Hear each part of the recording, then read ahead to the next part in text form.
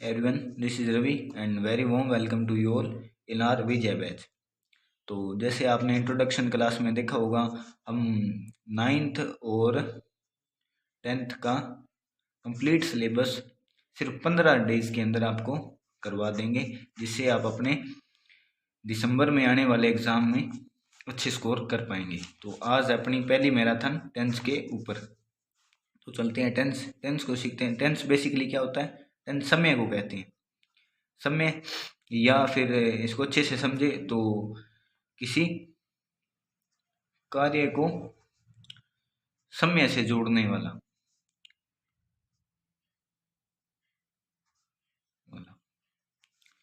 मतलब समय के हिसाब से हमें क्या पता चलता है?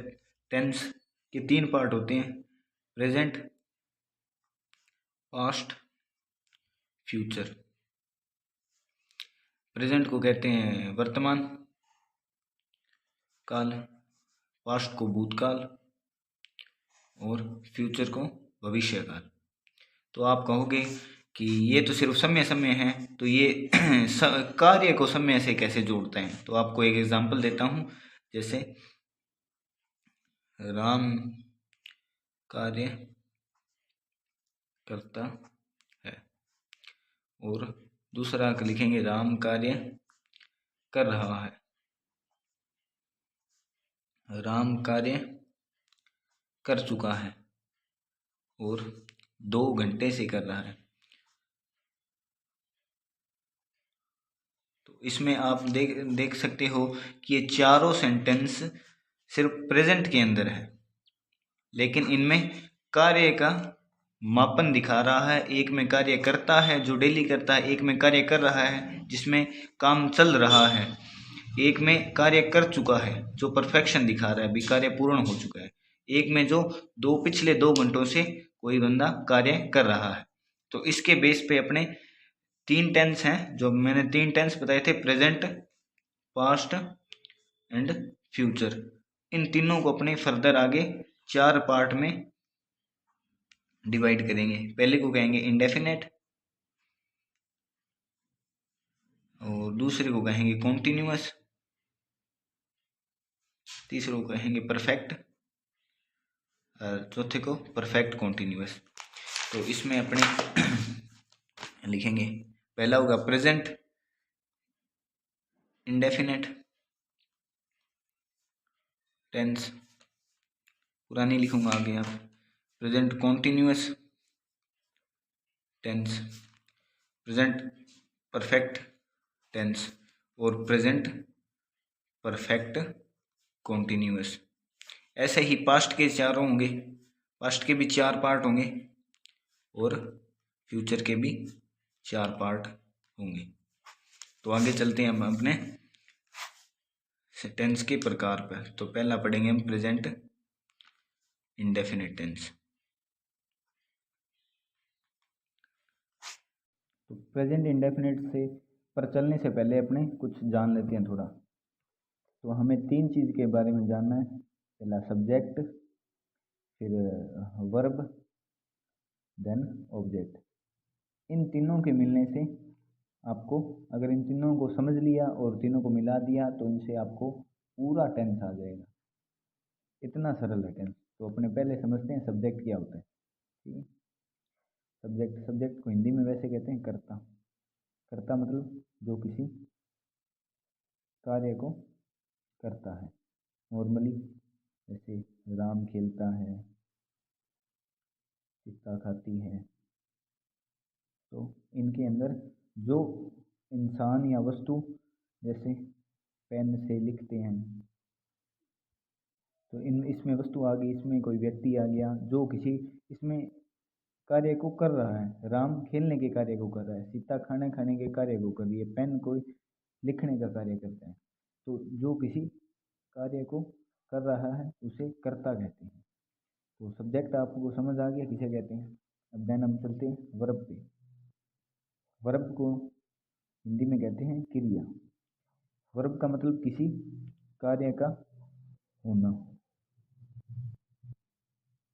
जैसे हमने पहले देखा भी, जैसे राम खेलता है, तो खेलने का कार्य किसके द्वारा हो रहा है? राम के द्वारा।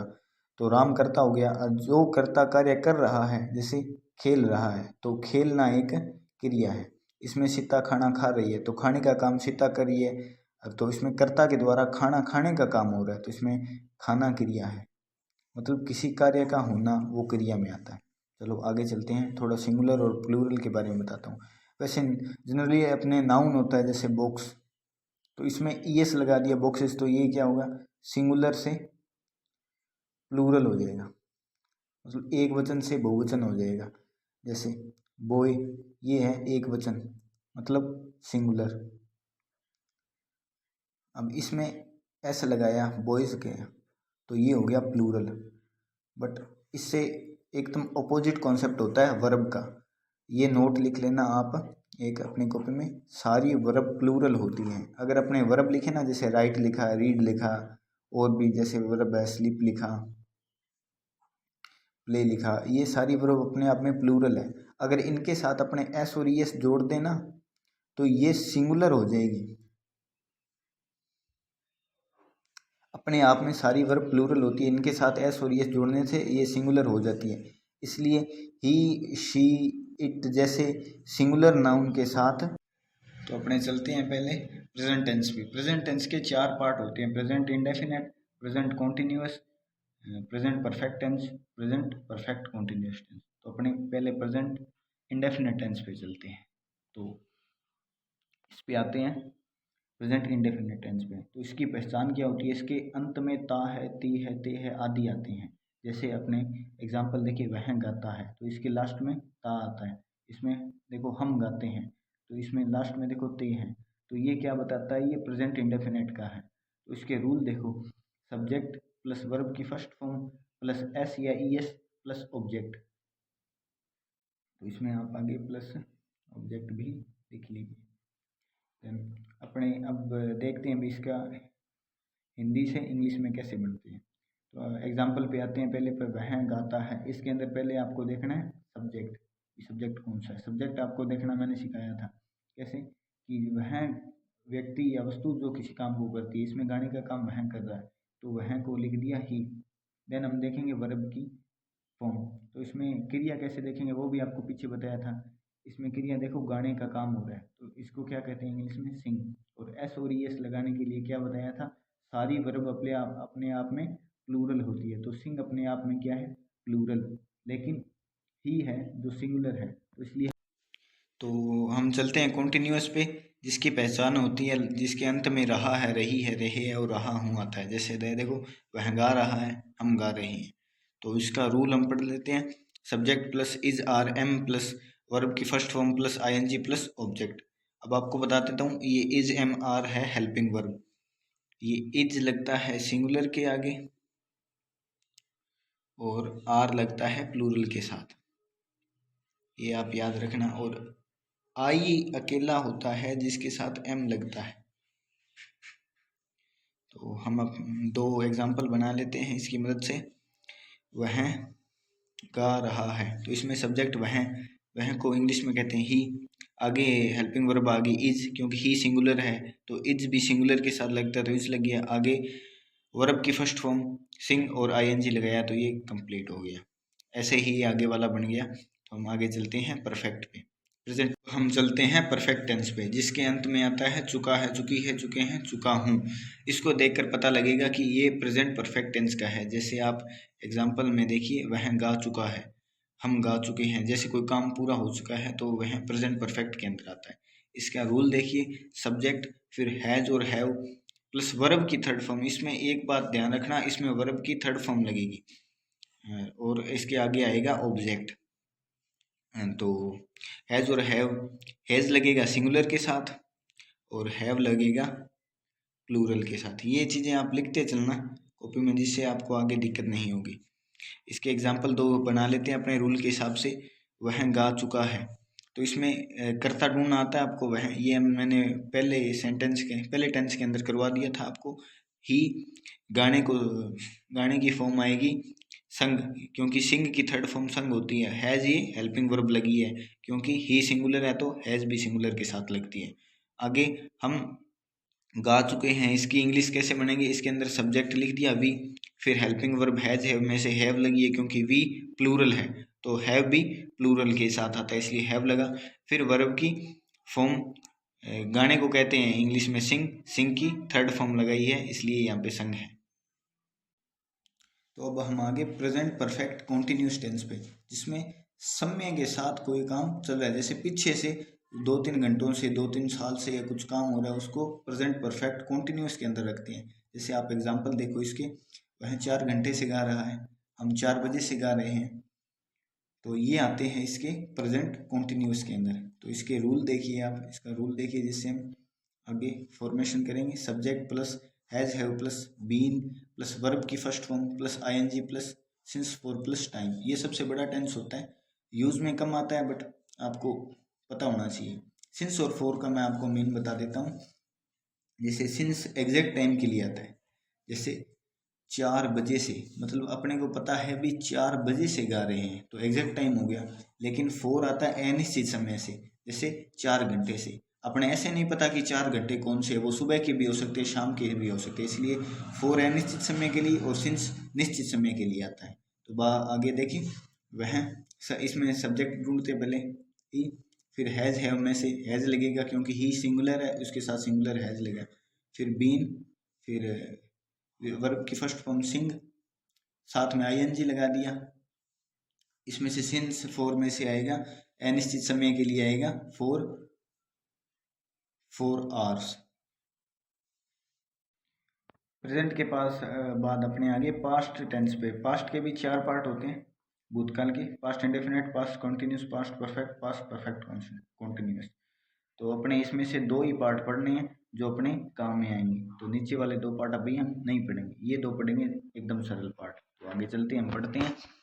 जैसे पास्ट इंडेफिनिट, इसकी पहचान होती है लास्ट में था, थे, थी आते हैं क्योंकि ये भूतकाल में होता है। जैसे वह गाता था, हम गाते थे, या हमने गाया था। तो इसका रूल देखिए, सबसे सरल रूल है सब्जेक्ट प्लस वर्ब की सेकंड फॉर्म प्लस ऑब्जेक्ट। तो आप देखिए, वह, इसके लिए सब्जेक्ट वह हो गया, इसके लिए ही आ गया। वर्ब की सेकंड फॉर्म, इसमें वर्ब कौन सी है, गाना, गाने को सिंग कहते हैं, सिंग की सेकंड फॉर्म क्या है, सिंग। वैसे इसमें सब्जेक्ट कौन हो गया, हमको भी कहते हैं इंग्लिश के अंदर। और आगे क्या है, वर्ब, वर्ब इसमें है गाना, गाने सिंग, सिंग की सेकंड फॉर्म लगानी है तो सेंग हो गया। इंडेफिनेट के बाद अपने आगे कॉन्टिन्यूस पर, कॉन्टिन्यूस में क्या आता है, रहा था, रहे थे, रहे थे। तो इसके अंदर एग्जांपल देखो, वह गा रहा था, जैसे अपने प्रेजेंट कॉन्टिन्यूस पढ़ा था ना, रहा है, रहे, वैसे इसके अंदर बस था, थे आ जाए क्योंकि ये भूतकाल है, बाकी सेम है।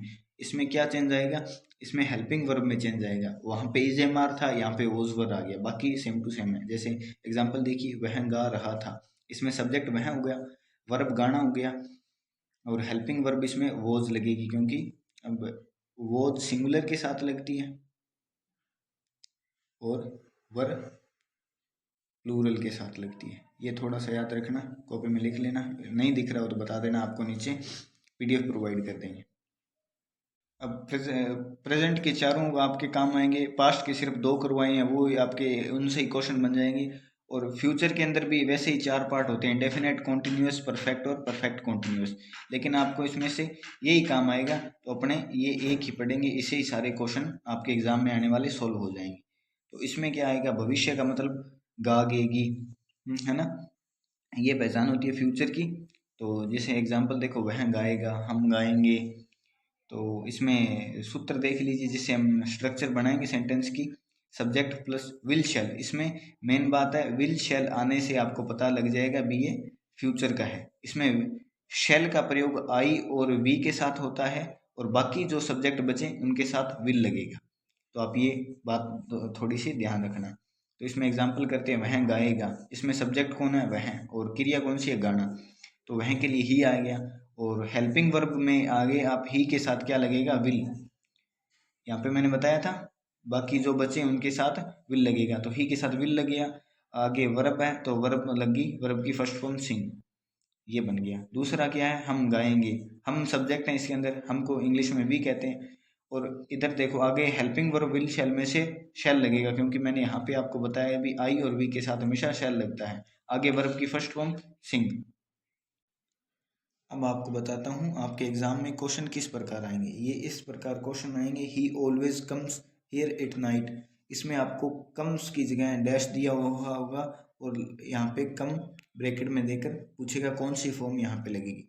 तो आपको कुछ की पॉइंट बताता हूँ जिससे आपको पता चल जाएगा ये इस टेंस का है, फिर आप वर्ब अपने हिसाब से बोलें। जैसे इवनिंग, एवरी वीक, जैसे ये सारे वर्ड है ना, तो आपको कोई भी वाक्य के अंदर दिए हुए होंगे तो आपको उसको देखकर ये कम यहाँ पे भरना है। जैसे यहाँ पे देखो ऑलवेज, यहाँ पे जनरली, यहाँ पे यूजुअली, यहाँ पे समटाइम, यहाँ पे ऑफन, रेयरली, सेल्डम, नेवर, ऐसे वर्ड देखकर आपको क्या करना है, पता लगाना है ये प्रेजेंट इंडेफिनिट का वाक्य है जिसके अंदर वर्ब की फर्स्ट फॉर्म के साथ एस और ई एस का प्रयोग होता है। तो यहाँ पे आपको कम की फर्स्ट फॉर्म और एस और ई एस लगाना है। साथ ही आपको इस टेंस में एक और ध्यान रखना है कि यूनिवर्सल ट्रूथ, जैसे सूर्य पश्चिम में छिपता है, सूर्य पूर्व से उगता है, मनुष्य हमेशा मोर्टल होता है, वाटर बॉल्स एट 100 डिग्री, मतलब पानी हमेशा 100 डिग्री पे बॉईल होता है, 2 और 2 4 होते हैं। ऐसे वाक्यों में हमेशा प्रेजेंट इंडेफिनिट टेंस आता है। तो अगर आपको यहाँ पे जैसे इस पे वर्ब पूछे तो आप वर्ब की फर्स्ट फॉर्म प्लस एस और ई एस भर देना। जैसे प्रेजेंट इंडेफिनेट की अपने बात कर ली भी, कौन से वर्ड देकर अपने वर्ब की फर्स्ट फॉर्म और एस और एस लगाना है। अब अपने करते हैं पास्ट टेंस की बात, पास्ट इंडेफिनेट की। तो इसमें आप देखना भी, या तो यस्टरडे मिलेगा, या यस्टरडे मॉर्निंग मिलेगा, यस्टरडे नून मिलेगा, यस्टरडे आफ्टरनून मिलेगा, लास्ट नाइट मिलेगा, last evening, last day, last week, last month, ऐसे वर्ड मिलेंगे जो आपको पास्ट का बता देंगे। तो आपको ये देखते ही जो फिलर होगा उसके अंदर वर्ब की हमेशा सेकंड फॉर्म भरनी है। प्रेजेंट इंडेफिनेट और पास्ट इंडेफिनेट का आपको बता दिया कौन कौन से वर्ड आएंगे। अब आपको फ्यूचर इंडेफिनेट का बताता हूँ। फ्यूचर इंडेफिनेट में जैसे टुमारो हो गया, नेक्स्ट ईयर हो गया, आदि वर्ड आपको देखकर इसमें विल और शैल प्लस वर्ब की फर्स्ट फॉर्म भरनी होगी। ठीक है, जैसे अपने सभी टेंस अपने पूरे कर लिए हैं। अब आपको मैं थोड़े से क्वेश्चन बताता हूं जो आपके एग्जाम के अंदर आएंगे। इस प्रकार आपके क्वेश्चन आएंगे, एक क्वेश्चन दिया हुआ होगा, यहाँ पे आपकी वर्ब की फॉर्म दी होगी और पूछेंगे कि कुक की कौन सी फॉर्म इसके अंदर आएगी। तो आप पढ़िए पहले, mother always dash food in kitchen. आपको ना तो इसका मतलब जानना है, ना ये पढ़ना है, कुछ नहीं करना है, सिर्फ एक वर्ड देखना है, ऑलवेज। ऑलवेज मैंने आपको क्या लिखवाया था, ऑलवेज को देखते ही याद रखना है कि ये प्रेजेंट इंडेफिनेट का है। प्रेजेंट इंडेफिनेट में कुक की फर्स्ट फॉर्म लगाओ प्लस एस और ई एस लगा के इसको फिलअप कर दो। जैसे अब यहाँ पे प्रेजेंट इंडेफिनेट में एक और एग्जांपल देखिए, ये वाला एग्जांपल जो the earth dash round the sun, मतलब ये एक यूनिवर्सल ट्रूथ है, मतलब कि पृथ्वी सूर्य के चारों तरफ घूमती है। तो यूनिवर्सल ट्रूथ आपको मैंने लिखाया था प्रेजेंट इंडेफिनेट के अंदर। तो प्रेजेंट इंडेफिनेट के अंदर वर्ब की फर्स्ट फॉर्म प्लस एस और ई एस लगता है। तो मूव का क्या हो जाएगा यहाँ पे, मूव्स। इस तरह आपको अपने टेंस का चैप्टर पूरा होता है। और अब कल मिलते हैं हम अपनी सेकंड क्लास में।